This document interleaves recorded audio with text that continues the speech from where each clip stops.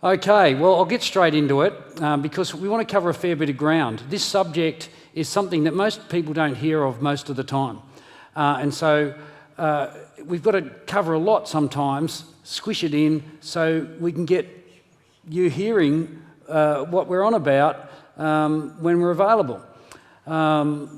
And this is an issue we have at the Creation Discovery Centre in Beauty Point. Sometimes people who don't know anything about creation come in and you've got 10 minutes to talk to them and convince them of something that they've had a lifetime telling something completely different to them. So what's our starting point? And our starting point is important because do you know that geology as a science began with Christians? It began with bishops and the clergy, and it's changed, of course, over the years, and we're not going to go into that. But my starting point is the Bible. For Christians, it should be the Bible, the Word of God, and this is in Genesis 7 when it's talking about the flood, which is the event that changes all of the science. It changed the world that then existed, and 2 Peter chapter 3 talks about that. The waters that the earth was made out of then destroyed the earth of that time. It's basically inferring that the world has changed as a result of that event. So let's just read this from Genesis 7. The waters rose and increased greatly on the earth, and the ark floated on the surface of the water. They rose greatly on the earth, and all the high mountains under the entire heavens were covered. The waters rose and covered the mountains to a depth of more than 15 cubits. Every living thing that moved on land perished.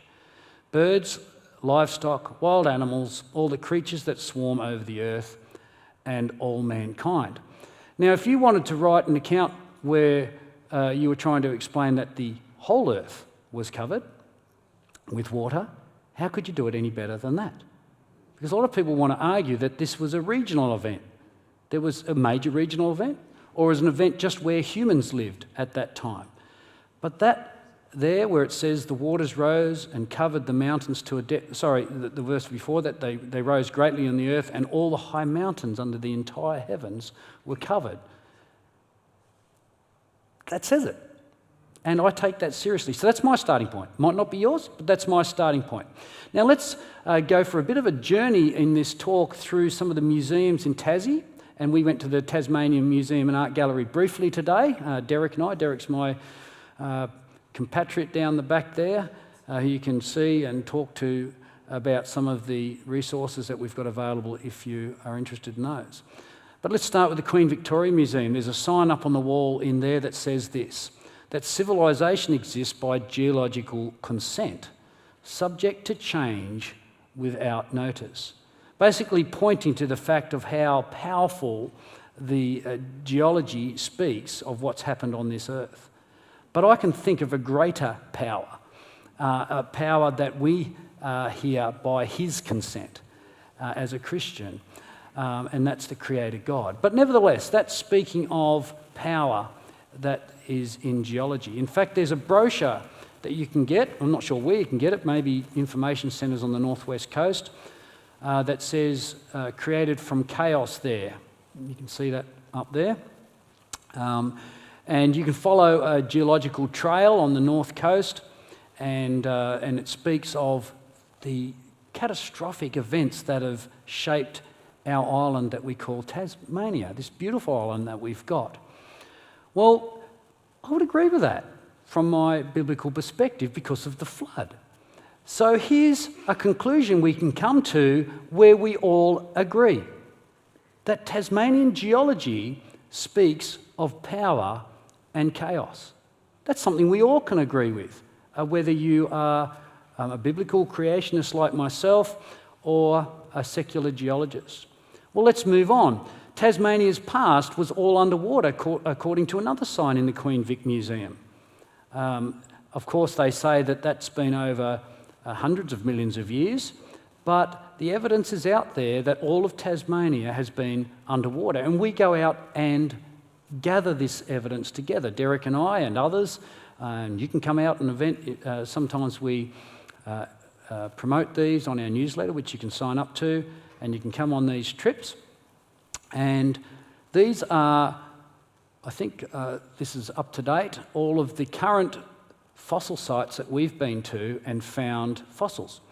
And right through the centre of Tasmania, and all the blue dots are marine fossils, sea creature fossils.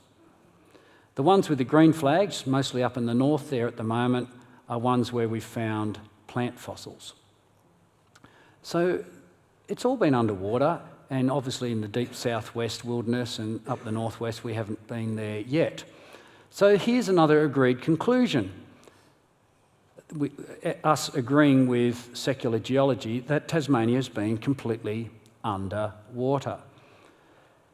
Now there's a book out there written by a guy called David Lehman, a geologist, a geological engineer I believe, and it's called The Rock Which Makes Tasmania, and it's about dolerite. It covers 22% of our land area, the exposed land area that you can see, but it covers 40% of the area of the state if you include what's down in underneath where you can't see. Now, this is believed, it's what they call a Jurassic rock, 150 million years or more ago. They believe in secular geology that this is when it all came about, from deep down magma intrusions coming into the earth, volcanic activity.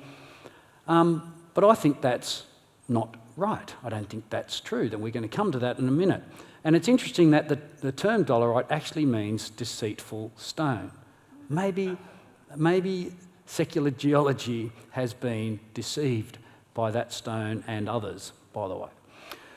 Let's have a look at the story of dolerite, because it is a major part of our island. And the Queen Vic Museum has a sign there. I've summarised the two major points there for you. That volcanic uplift of the dolerite came at the same time as the Gondwanan supercontinent split apart. That includes South America, Antarctica and South Africa, because there's dolerite in some of these areas as well. Now what they're saying is that the dolerite has come up like in dikes. It's pushed up and then it's spread out as it's lifted the land up, and it's pushed into sediments. Now what are sediments? Sediments are bits of rock, materials like sand, clay, silt, fragments of rock that have been sat down by water. So sediments are water-laid rocks. So the dolerite has pushed up into sediments and lifted the land as well.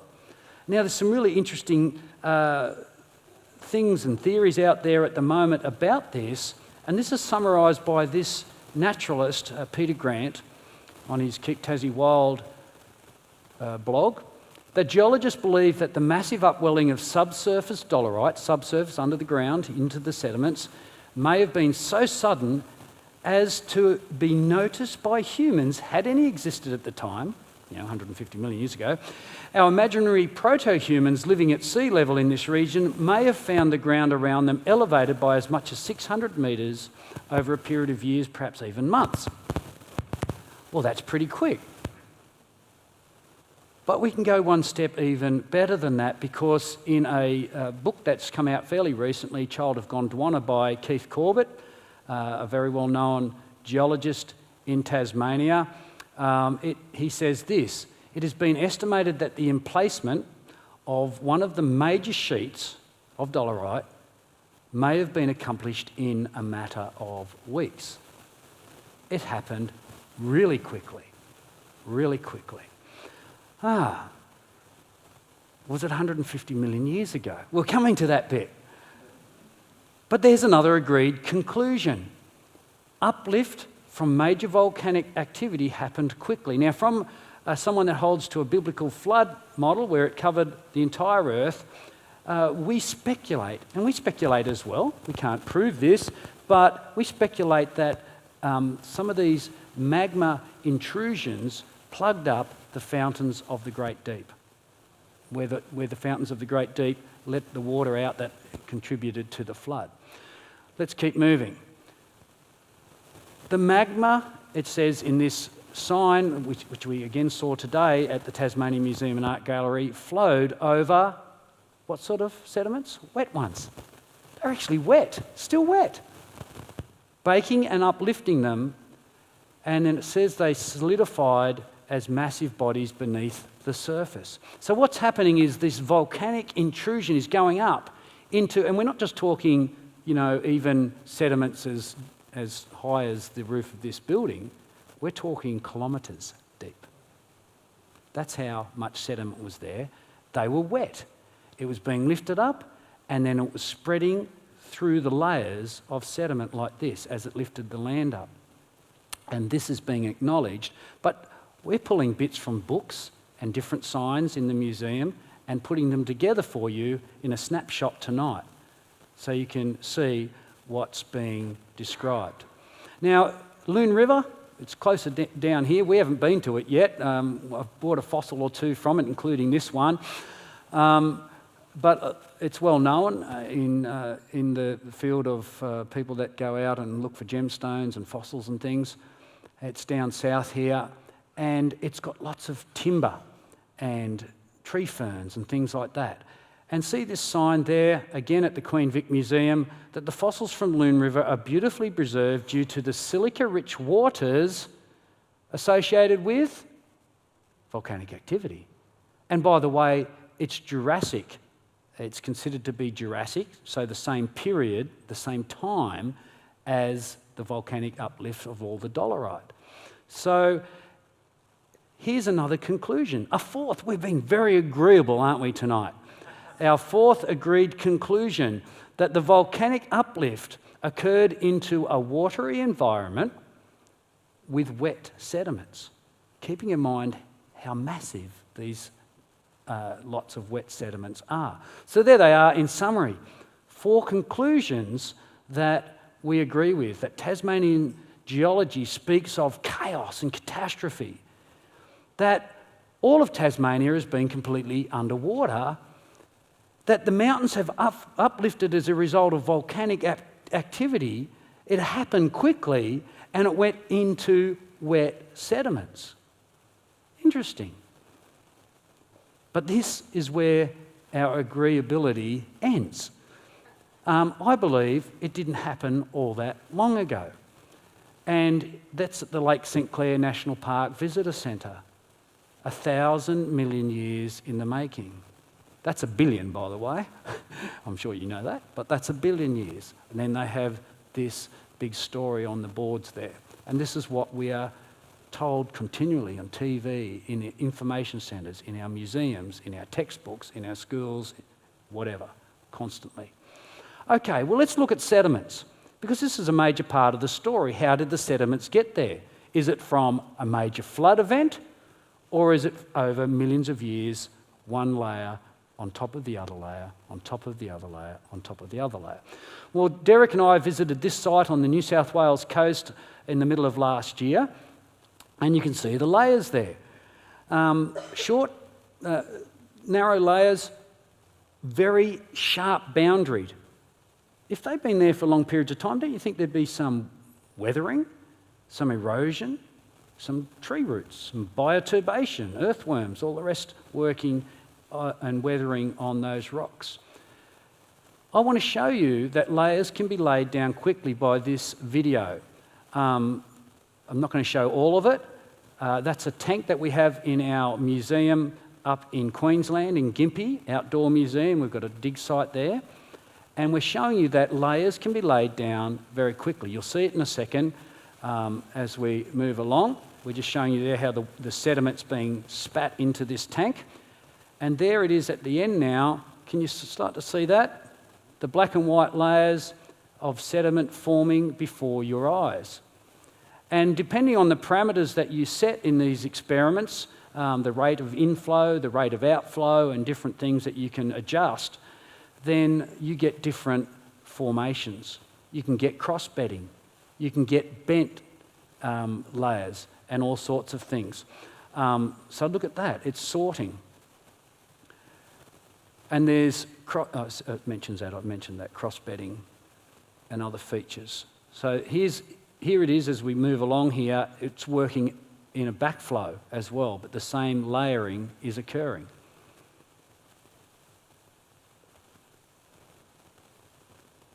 Now, when you think about it, the interesting part about this is that the layer on the bottom, on the far left, is younger than the layer on the top at the far right.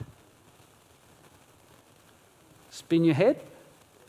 This is seen in estuaries. It's also published science, by the way. It's in the French Academy of Sciences. It's been published. There's universities in the US have done big experiments with really big tanks of this, but it's largely ignored in geology. This is a process that's happening. By the way, hydrologists will tell you that it doesn't matter the scale that you do this at, the properties of water and sediments remain the same. Water is laminated, which means it's got layers built into it. We don't understand that, but it has, and it's well acknowledged by people that are dealing with plumbing and pipes and things like that. Okay, we might end it there because it goes on a little bit longer, but you get the idea. Now, back to our layers on the New South Wales coast. There's Derek. He's pointing to a tree. That's called a polystrate tree. That's carbonised. It's sort of coalified in a way, and usually it's the bark that does that, interestingly. And there's another one that's a couple of metres long, just a bit further along those cliffs. There's a closer look at it. It's going through multiple layers, which says something really interesting, doesn't it? That means those layers couldn't have been there millions of years before the tree got there. How do you insert a tree into rock? You can't. Or how do you have a tree last millions of years while the rock builds up around it? You can't. There's Joseph Hubbard from our UK museum. He's got a magnificent museum in the north of England there, even an original block with Nebuchadnezzar's inscription on it from Babylon, which he got from an estate that was passed along, which was great. But he's got his hand on there, a tree going through layers. This is in Tennessee in the USA. There's 3 of them going right up through the layers. These are all over the world, polystrate trees. But it's interesting, we've got a colleague over there who's a geologist, and he went to university in this region, only tens of kilometres away from these sites where you find tens of thousands of polystrate trees, and in their entire geology degree, they were never taken to visit them.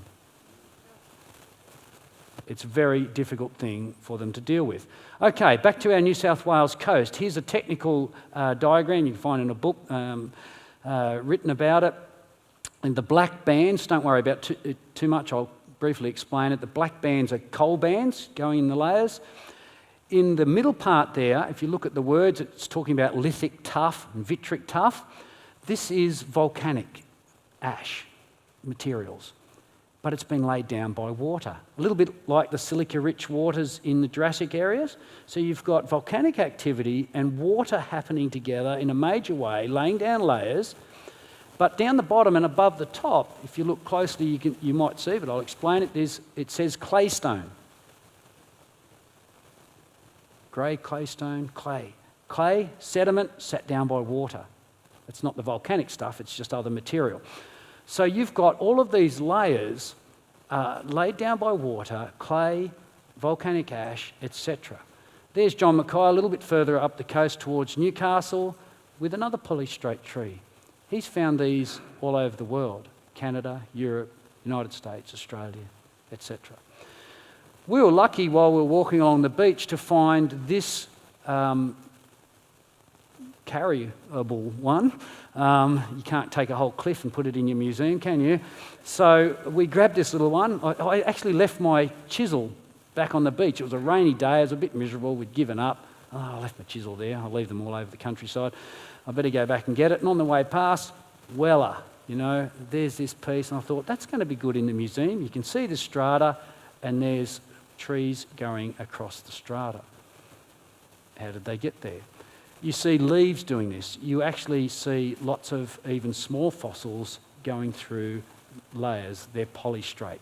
Well, how do the trees get like that? We've got this little experiment in our museum showing you just cut off twigs from out of the garden, and you can do this with matchsticks if you want. Get a bunch of, with the head cut off, put them in a bit of water, and eventually you'll see a whole bunch of them, good homeschoolers activity, starting to float vertically. This has been seen in areas like Mount St Helens, where the forest was ripped off the side of the mountain when the eruption happened there in 1982-ish. And they were bowled down into Spirit Lake, and over a period of time, a whole bunch of them started to sink vertically.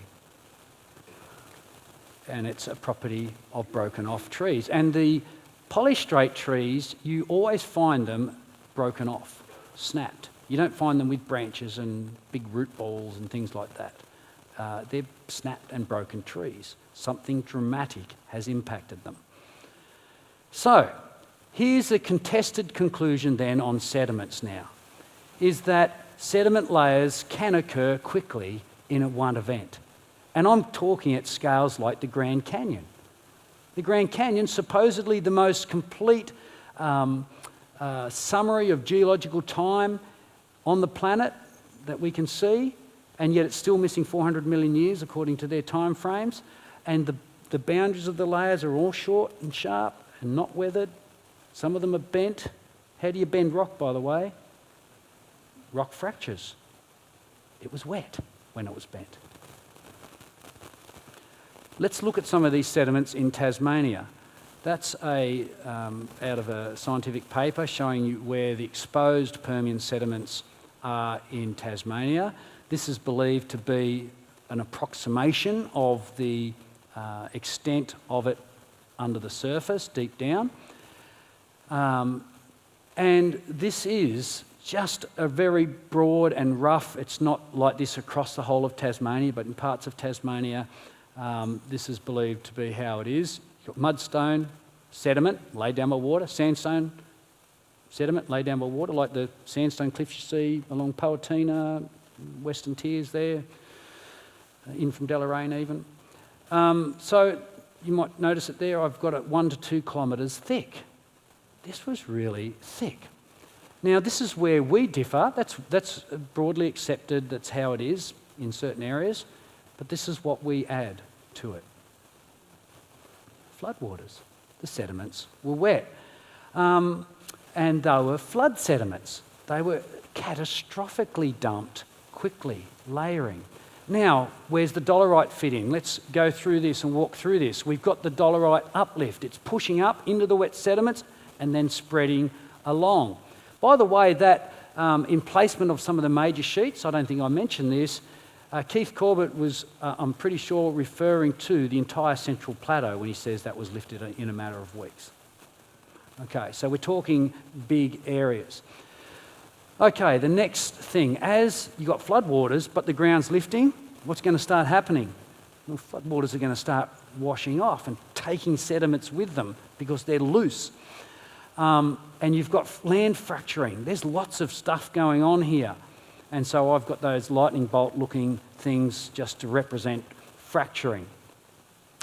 And this is where you end up. The ground is dropping, fracturing, valleys are dropping, mountains are pushing up, water's rushing off, and this is at a scale and something that I, the more I think about it, the more I just fall on my knees because of God's power and what has happened here.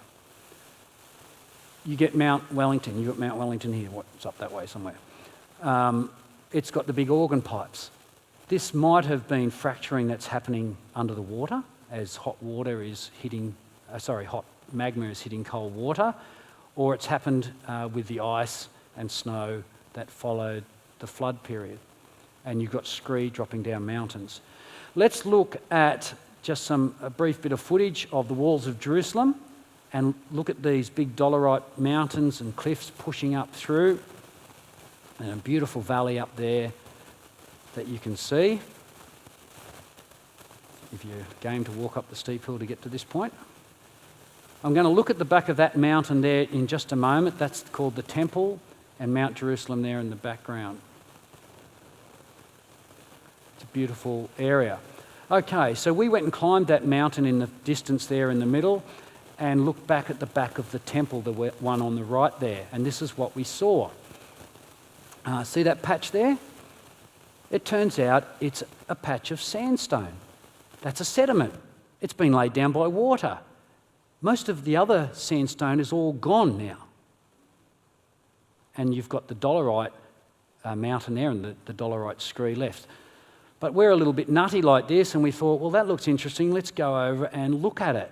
So I had to battle away through some thick scrub to get to it, and that's it up close. It is certainly sandstone. And look at the layers in it. There's a whole bunch of really finely laid layers. And I also found this there. It's not the most prominent fossil, but they're fossils, and they're plant fossils. They've been buried dramatically, broken up probably, and fossilised, which you can't do slowly, incidentally. Fossils need to be buried quickly and sealed quickly to become fossils at all. Here's one of our crews that went out on one of our fossil hunting days, and we're halfway up the Pawatina mountain, if you've been there. And as you're driving up from even the valley floor, up past the village of Pawatina, and as you continue up the hill, you are going through hundreds of metres of elevation of sediments. But notice the volcanic dolerite boulders on the top? What these have done, have tumbled down from the dolerite mountains that are poking up right at the top. So that this has all been lifted up, the sediments have been lifted up with it, some of it's dropping down as well, and then the dolerite boulders have tumbled down the mountain, and that's what you're seeing there. Okay? These are all the processes during the flood and after the flood as well. Let's have a look at another one of these in the southern central parts of Tassie. A group of us went and climbed this. It's Mount Mueller. And there it is, a big dolerite peak. It's about 1,400 metres, poking up through the sediments. And that lake there, it's called Fossil Lake, because there's some sedimentary marine fossils, sea creatures, in the middle of Tasmania at 1,000 metres. How did they get there? It was pushed up. What sort of fossils are they?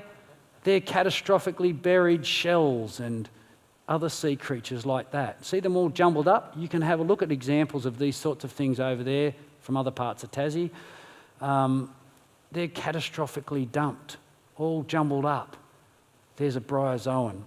They're still alive today. They haven't changed, even if you want to say those rocks are 250 million years. But the question is, where did the sediments go? If the mountain's lifting up and the water's rushing off, where did they all go? Well, that's just my little picture of it, but you can imagine as Tasmania is lifting up, the sediment's got to be rushing off out towards where the ocean basins have started to drop. You can see the lighter blue areas there. That's the higher land areas surrounding Tassie. I'm going to come back to that in the next talk after our break as well. In the middle of that Bass Strait is the Bass Basin. What's a basin? It's a basin. It's a basin. And it is 10 kilometres deep. It covers a volume of 100,000 cubic kilometres. It's 10 kilometres deep, and it's full of sediments, which is material laid down by water.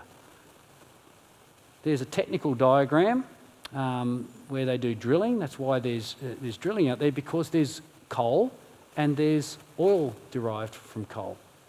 And it's 3 kilometres and 3.5 kilometres deep. And what's those brown bands between it? Well, you can't read the key there, but it's claystone. It's clay, just like in the Newcastle area. This is incredibly widespread. By the way, that's not the only basin off Tasmania. You've got the Sorell Basin, you've got the Tasman Basin. You go further up towards Victoria, you've got the Gippsland Basin, you've got the Otway Basin. There's basins everywhere where things have rushed off. There's actually the Melbourne Basin, which is now still land, Great Artesian Basin, all these things full of sediments. There's my simplified depiction of it. It's a rift valley. What's that mean? It's a fractured valley. In other words, as the mountains are pushing up, the valley is fractured and dropped, crack, boom. It hasn't just dropped a few metres, 10 kilometres. And it's full of sediments. There's a technical diagram. The red bits are where they've drilled down and investigated some of these things. To get coal in Bass Strait at 3.5 kilometres deep, you've got to have whole forests being ripped and buried in different layers at different depths. This is catastrophic events. That's what coal is, by the way. We've got a great coal sample over there, squeezed between 2 layers of mudstone. Sharp boundary, by the way. Squeezed and pressured, that's how coal is formed. It has to be catastrophic. Look at the photo at the back of that. It's easily missed. But we were up there at Rix's Creek coal mine with a coal mine, he was an open cut manager, wasn't he? And he got us in there. It's hundreds of metres high. It's just got band after band of coal. Buried plant material, catastrophically buried between mudstone. But we've got lots of timber, lots of petrified timber around Tassie. You've got it down here. It's all around the coast. There's one just in my area near Beaconsfield. See the log there? Right there. I dug down. Like I say, I do stupid things, not the sort of thing you'd normally do. I'm going to see how far this goes in. Got too hard for me, but I got that far. And you can still see the growth rings on it. You might be able to just make that out there. This is evidence all around Tassie of forests being ripped up, carted by water, buried by sediments, deep down, all over the place. Yes, it was catastrophic, and it was all at once, in my view. Let's have a look at a bit of a video that we put together on this, and then we'll go and have a cup of tea. Okay, I want to finish this section quickly because we have probably gone a little bit longer than we wanted to this point. But I did want to highlight these. I met a guy at the Launceston Gem Fair who sells crystals from Nepal. He's from Nepal. He went back to Nepal, and I said, well, can you get fossils? And he said, I'll look into it. He didn't do it himself, but he sent me a bunch of these. These are from 1,000 kilometres inland from the nearest ocean, the Bay of Bengal, and they're from 3 kilometres in elevation. They're the same ammonite fossils that you can find at the base camps of Mount Everest. Mount Everest is marine limestone. It was also lifted towards the end of the flood. And that was enough to make a guy walk out of the museum when I said that once in disgust. But you can buy one. They're not cheap. It costs a lot to get them over, at freight and all the rest of it. But if you want one of those and you can get a little information card, if we don't have the information cards, because we've been struggling to find them, then just email us, get our contacts, and we'll send it to you about the details of them. So that's just a little thing there. Let's just round this up and then we'll have a cup of tea. We find it hard to comprehend the power involved in a catastrophic global flood. And Psalm 29 is a psalm that's talking about the flood. It's the only place in the Bible outside of Genesis that uses the Hebrew word for Noah's flood, Mabul. And it says, the voice of the Lord strips the forest bare, and in his temple everyone says, glory.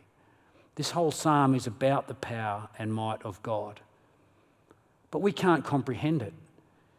Job says that. And these are but the outer fringe of his works, how faint the whisper we hear of him, and who then can understand the thunder of his power? We don't understand it. God is beyond our comprehension.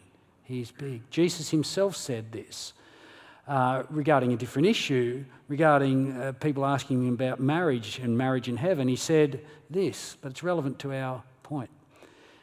He said, you are in error asking about this because you do not know two things, the Scriptures or the power of God. I think if you really understand the Scriptures, and when it says the mountains, the highest mountains under all the heavens, the entire heavens, were covered by water, that means all the mountains under the entire heavens. So you do know the Scriptures if you read that, but maybe we don't really comprehend the power of God and what was involved in here. Let's have a cup of tea. Let's make it reasonably quick because I don't want you going home too late, because I do want to tell you about the Aboriginals, our unique flora and fauna as well. In this snapshot of time we've got to tell you about it. Thank you.